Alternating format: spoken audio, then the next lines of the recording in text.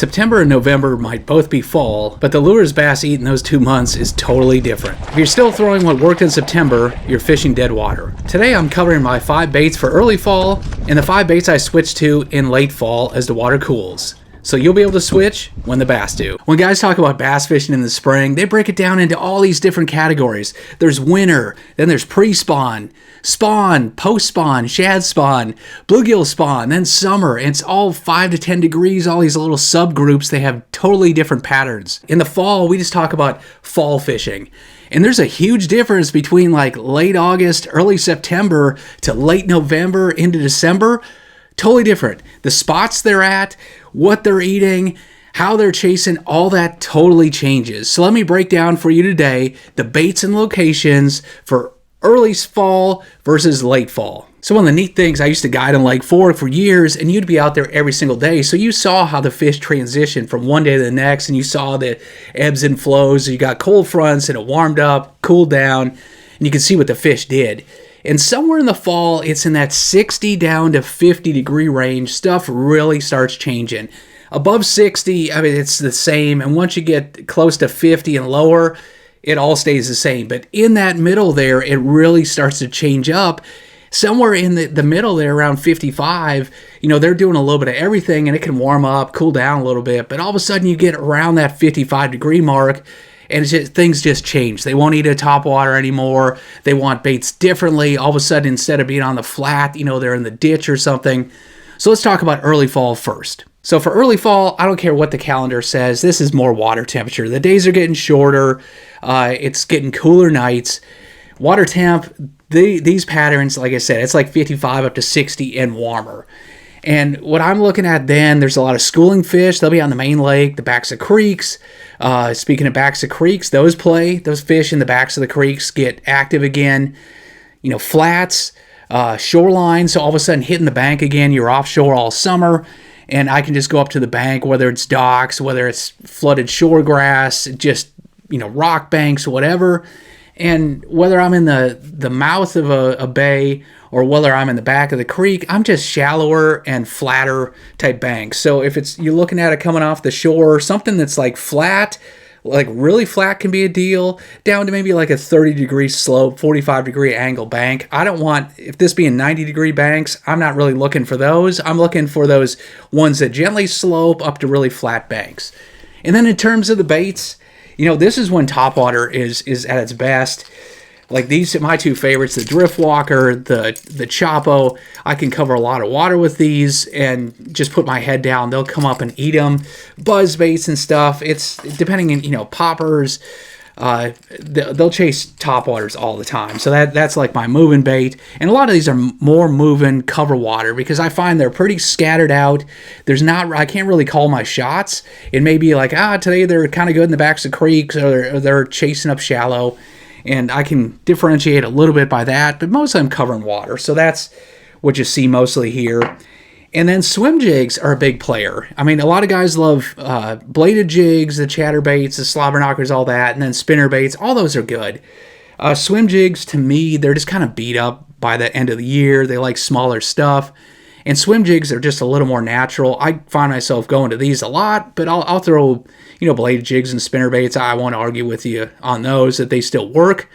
But something in this category. You can see, if I go with like the deal trailer here, that's a little bit more of a bluegill deal. A lot of times they're on more of a shad, so this like the drip swimmer on the back. I actually did a whole jig video, and I'll put that link in the description at the end of this thing. Look for it in the pinned comment. That if you want to go into like really how I pick trailers and stuff, I'll deep dive in that.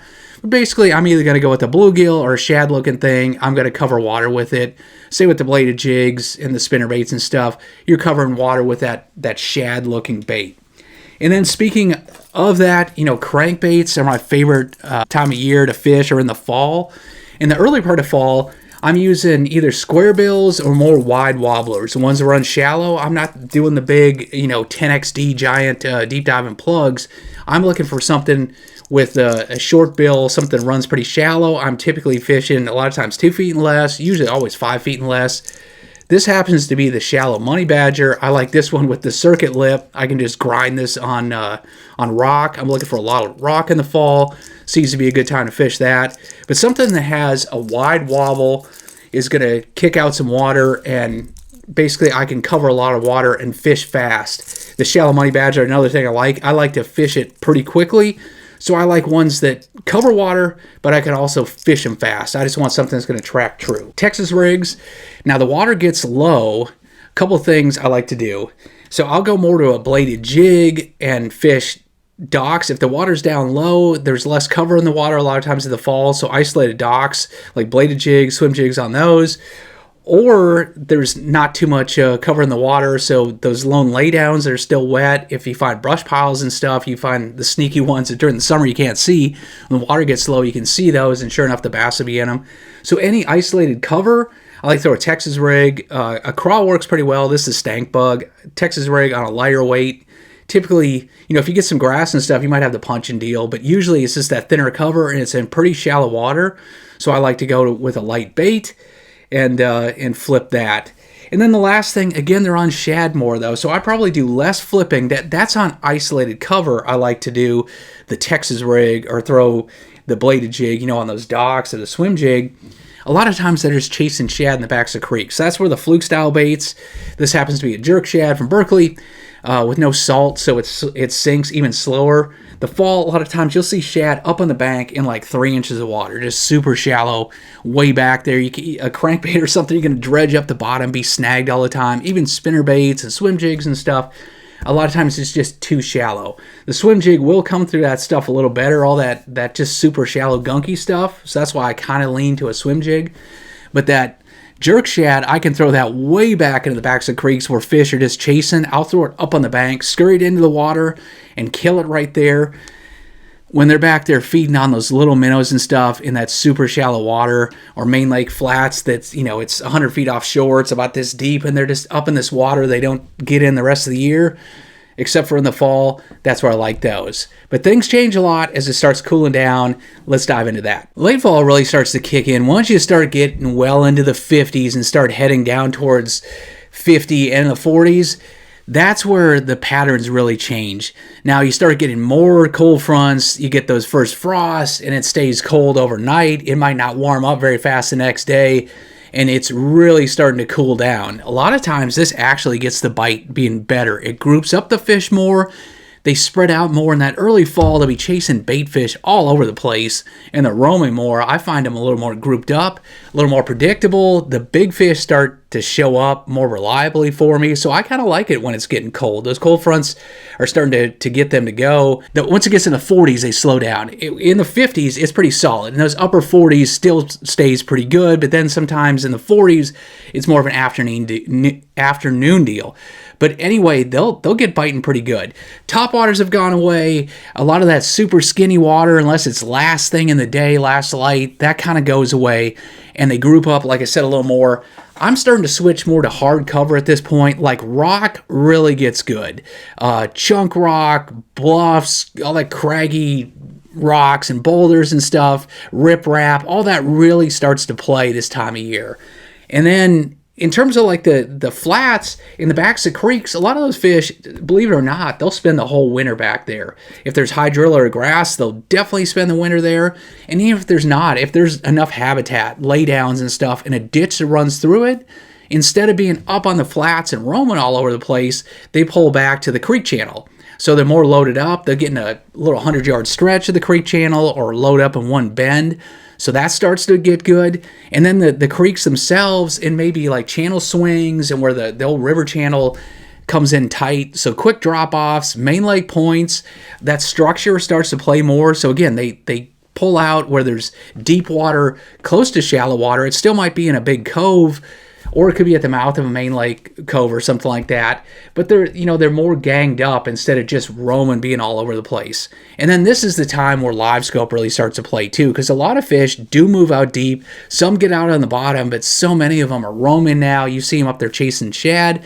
So if you're a scoper, this becomes like prime time to catch numbers. If you're more of a traditional fisherman, then you can actually read the bank and figure out areas where they're going to be at and reliably catch them. And once you find them, instead of just being random, they're going to be more grouped up. So let's dive into the baits to do it. So I said these are 5, and actually 2 of these, it tells you how much I like them in the fall, but 2 of these are crankbaits. And there's the flat-sided one. This is the flatside 5, and I mean, man, this bait is my hammer in the fall. This one is so good. Anytime they get like 7 feet or less, I mean, I'm reaching for this one. And then go with just your more quieter and just wide wobbling. This is a dime, a traditional crankbait here that lets me get a little deeper. If they're on a little bit more deeper structure, or it's a little more open, more in the main lake, that's where I'll go to the dime. But starting off the fritz side, and one thing you notice, I have shad colors and stuff and some reds. When it turns cold, we all know that red, like in pre-spawn and stuff, it's so good. Everybody throws a red bladed jig and a red lipless and everything in the pre-spawn. Well, guess what? When you get those first hard cold fronts in the fall, it already starts. And a lot of times I'll find it's better because nobody's throwing red yet in the fall. You're ahead of the curve. And for whatever reason, it turns cold, they start getting on red. So you notice some of these red baits, that's one way you can get ahead of the crowd. There was something different. By the time it's February, March, like everybody and their brothers don't red.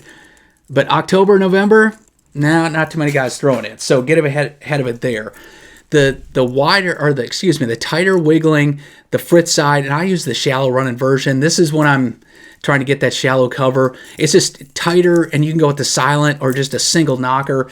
But these are pretty quiet coming through there, pretty finessey in that shallow water. And these flat-sided crankbaits, I mean, these are so money in the fall. That's any video, anybody you talk to is going to talk about a fall video, fall fishing. I mean, the flat-sided crankbaits are all the way through the winter into the pre-spawn. These things get so good. And when all else fails, I can't catch them, I'm just going to pick this thing up and start covering water. Either shad color, or if it gets cold, I'll try that red. But I'm just going to cover water with those things. I feel like I can always get bit. And then if it's a little bit deeper and, it starts to get colder, sometimes I got to slow down, and this dime works so good. You can see it, they make it in anywhere from a 4 and a 6 that are, real shallow, like, you're 4 and 6 foot deep, down to a dime 15. This is the 10. I typically, in the fall, I don't use that 15 too much. I'm using the 4 and 6 when they run a little bit deeper than they say, and I'm usually running them on 8 or 10 pound test, so I can get 5 to 8 feet out of them. So if I want to be hitting the bottom pretty reliably, they'll do it. And then the 10 is going to give me 11, 12. That's when I start getting on channel swing banks, these rocky banks or bluffy points. And the nice thing about these, the fritz, I'm going to try to deflect this off a rock or brush or something. I'm going to hit it, make it kick out, and those fish are going to hit it when it hits that and kind of kicks out. These ones have a hunt action all the time. And guys, the wiggle wart's real good too. All sorts of those fall crankbaits work great, rock crawlers, and there's all sorts of good ones. The dime, that same way. What it does is it goes, and all of a sudden it's going along straight, and this thing will just kick out just randomly, and it might go right all of a sudden, and then at one time left, but just hunts. It's not going to stay in that straight line. And without getting too overpowered and real spastic and aggressive, I can slow roll this. And a lot of times that in the fall, sometimes the speed with the crankbait is key. But a lot of times when it gets colder, that slow retrieve, and then all of a sudden just an erratic, irregular action. And I think that's more like the crayfish. They're going along and they scoot, and then they scurry a little bit. That little stop and go or the kick out, that triggers them. I can super slow reel this, and it's going to have a nice, just steady action. All of a sudden it's just going to kind of break cadence and just go out to the side, and that's when it triggers bites. So if I get in that 7-8 down to 12-foot zone, rocky banks and stuff, that's where the dime works so good. And then the next category is around the bank and stuff, suspending jerkbaits. And before live scope, these were the traditional fall hammer as well. In that clear water, when you get clear and they're not on the bottom, they're not chasing, they kind of pull out. This is how we used to catch those fish that we didn't know were on live scope.